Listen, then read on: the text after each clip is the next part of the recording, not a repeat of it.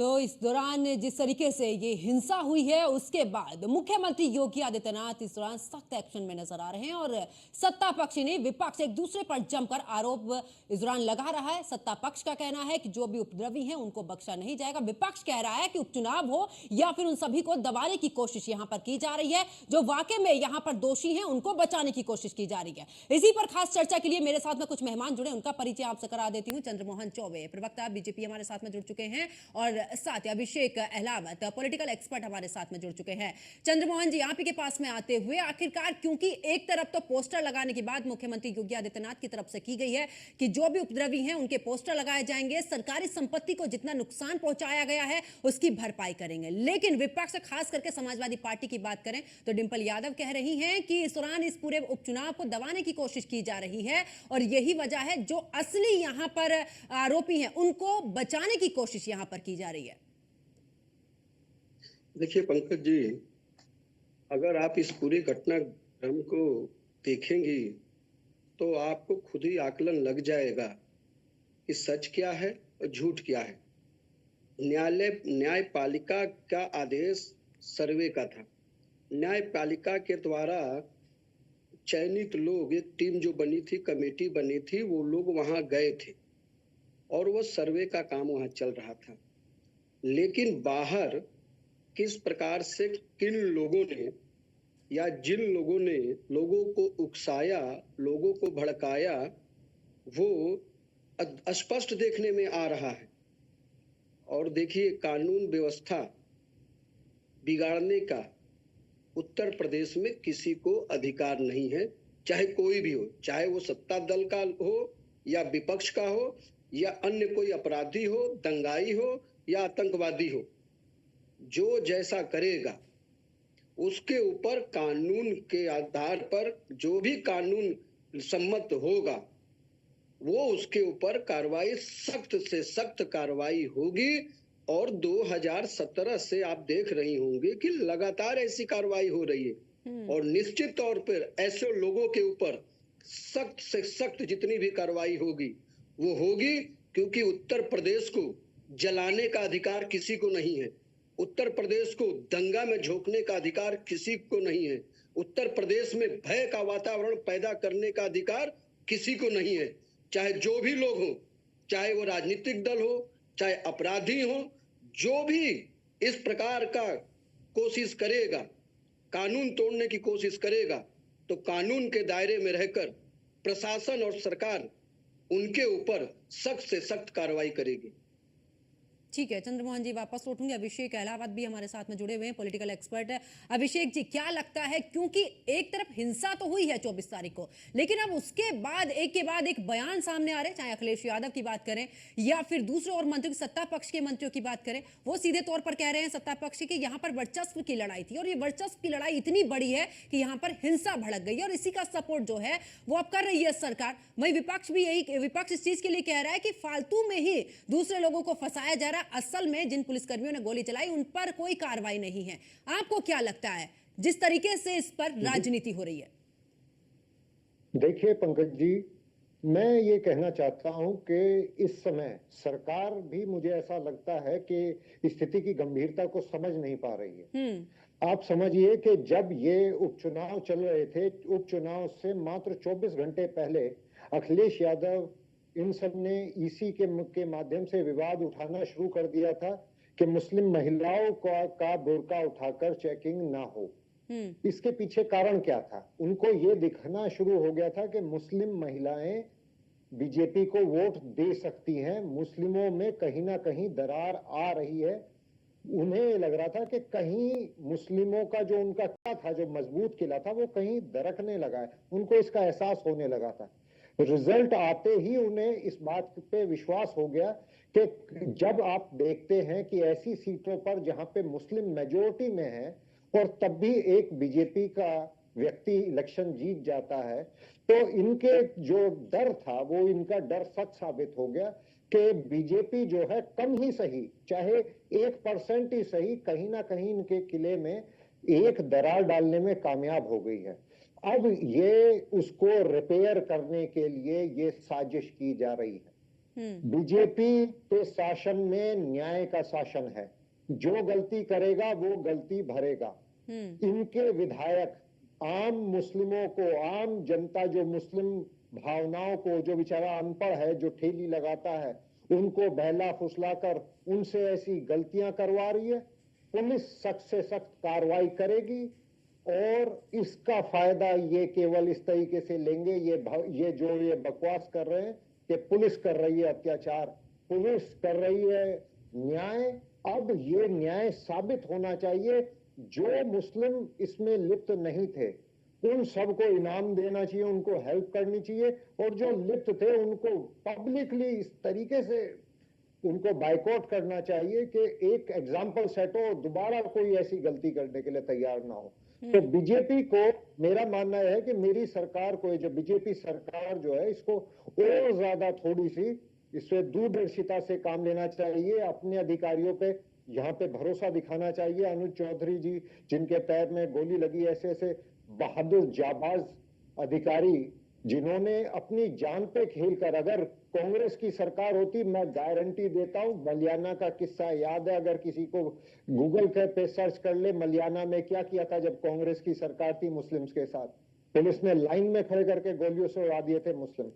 ये बीजेपी की सरकार है कि यहाँ पे अधिकारी गोली खा के भी केवल 4 मुस्लिम लड़के को की डेथ हुई है, और खुदा जाने वो कैसे मरे, किसी को एग्जैक्टली नहीं पता। तो इनको आभार मानना चाहिए मुस्लिम समाज को कि बीजेपी की सरकार है, और ये मैसेज मुस्लिम समाज तक पहुंचना चाहिए। धन्यवाद। लेकिन अभिषेक जी, क्योंकि जिस तरीके से कहा यह भी जा रहा है ना कि भक्षक को आप रक्षक बना रहे हैं, कार्रवाई में कम से कम लिस्ट में तो नाम लेके आइए, ये मांग कर रहा है विपक्ष। इसी चीज को लेकर कह रहा है कि हम चाहे हाई कोर्ट जाएं या फिर सुप्रीम कोर्ट जाएं इस पूरे मामले को लेकर। आज तक इनके राज्य में बीजेपी के राज्य से जो कार्यकाल है, बीजेपी के कार्यकाल के मुकाबले विपक्ष के सारे कार्यकाल आप उठा लीजिए, सपा के उठा लीजिए, बसपा के उठा लीजिए, इनके कार्यकाल में जितने दंगे हुए हैं, पहले तो उतने दंगे बीजेपी के कार्यकाल में नहीं हुए। उनमें से ये मुझे एक लिस्ट का, में से एक का नाम बता दे जो इन्होंने अपने कार्यकाल में इंडिपेंडेंस जुडिशरी के थ्रू उसकी जांच करवाई हो। एक दंगे का ये नाम बता दें तो बीजेपी को भी फिर उनके जो उन्होंने किया सही काम उसको फॉलो करना चाहिए। और अगर ठीक है अभिषेक जी, चंचल जी पे, भी हमारे साथ में समाजवादी पार्टी के प्रवक्ता जुड़ चुके हैं, उनका रुख करते मैं वापस आपके पास में लौटूंगी। चंचल जी, क्योंकि बीजेपी की तरफ से हमारे साथ में चंद्रमोहन चौबे जी भी हैं और अभिषेक पॉलिटिकल एक्सपर्ट, वो कह रहे हैं कि जब उपद्रव हुआ है उनके खिलाफ हम लोग पोस्टर जारी कर रहे हैं और पोस्टर के माध्यम से हम कार्रवाई करेंगे, लेकिन आप किस आधार पर कह रहे हैं कि जो भक्षक है उन्हें ही रक्षक बना दिया गया है? क्योंकि डिंपल यादव कह रही हैं कि कार्रवाई जो है वो नियत और नीति दोनों में बड़ा ही अंतर नजर आ रहा है। आज के समय कि ऐसी वाणी बोलिए, आपस में झगड़ा हो, हिंदू मुस्लिम लड़ मरे, अपनी सत्ता हो। ये बीजेपी इन बातों को लेकर के चल रही है और ये पूरे देश को मणिपुर बनाना चाहते हैं। आपने देखा होगा जिस तरीके से पिछले महीने अक्टूबर में बहराइच का दंगा, बहराइच में इन्हीं के भारतीय जनता पार्टी के एक विधायक कहता है भारतीय जनता पार्टी के 9 लोगों का नामजद लेकर के एफआईआर कराते हैं। कहते हैं इन लोगों ने जो है जो दंगा भड़काने का काम किया, बकायदा मर्चरी हाउस की बाउंड्री गिरा दी, बकायदा इन लोगों ने जो है पूरा दंगा भड़काया, गोली चलाई, पब्लिक को जो है पूरा मोटिवेट किया और पूरे प्लान्ड वे में काम किया। ये मैं नहीं कह रहा हूँ, विपक्ष नहीं कह रहा है, ये भारतीय जनता पार्टी के विधायक ने बकायदा एफआईआर कराई बीजेपी के लोगों के ऊपर। तो बीजेपी का चाल चेहरा तो बहराइच में निकल गया। बस थोड़ा सा वक्त इसमें भी लग जाएगा आपको, क्योंकि आप बताइए मुझे कि 19 तारीख को रिट दाखिल होती है, 19 तारीख को फैसला आता है, 19 तारीख को ही रात में मुख्यमंत्री इतनी एक्टिव हैं कि सर्वे कराते हैं, फिर सर्वे के बाद दोबारा फिर से कहा जाता है कोर्ट में कि दोबारा सर्वे के लिए समय दिया जाए, फिर दोबारा सर्वे को संडे को सर्वे कराया जाता है। संडे को सुबह 6:30 बजे पुलिस पहुंच जाती है। उस पुलिस के साथ में इनको पूछिए, अगर जो हमारे चौबे जी बैठे हैं वहां पे, इस पुलिस के साथ में वो दंगाई कौन थे जो दंगा भड़का रहे थे, जो साथ में नारे लगा रहे थे, जो ये बताओ क्या सर्वे करने और नारों के साथ सर्वे करने जाओगे आप? और आपको इनको पता होना चाहिए, चौबे जी तो पढ़े लिखे आदमी हैं, मैं इतनी उम्मीद जरूर करता हूं, आप भी उम्मीद करती होंगी कि आप मुझे बताओ जब 1991 का उपासना कानून जो बन गया कि भाई ऐसा है कि कोई भी जो भी हमारा मंदिर हो चाहे मस्जिद हो चाहे जो जिस स्थिति में है वो स्थिति में यथास्थिति बना रहेगी उसकी, आपने देख 1947 के बाद से जो भी स्थिति बनी रहेगी, अब उसमें आप हर मंदिर मस्जिद के अंदर शिवलिंग खोदने लगोगे, तो ये तो देश को आप जो है सीरिया और लेबनान बनाना चाहते हो, नाइजीरिया बनाना चाहते हो, देश में आप तरक्की नहीं चाहते हो। बीजेपी की ये पूरी मंशा है, पूरी देश की जनता जान चुकी है, इनका बस एक सूत्री कार्यक्रम है। ये पूछो इनसे विकास के बारे में कुछ जानते हैं क्या? ये मैं लखनऊ में बैठा हूँ, इनसे बताओ कहीं 50 बेड का अस्पताल बनाया इन्होंने कहीं पे भी? एक कोई बड़ा काम बता दें जिसका मुख्यमंत्री ने शिलान्यास किया हो, जिसका उद्घाटन किया हो। ये झांसेबाज जुमलेबाज लोग हैं, इनके पास कोई एजेंडा नहीं है, ये विजनलेस लोग हैं। बस इनका केवल एक काम है कि बांटो और राज करो, जाति को जाति में लड़ाओ, धर्म को धर्म में लड़ाओ और लोगों को बांटो।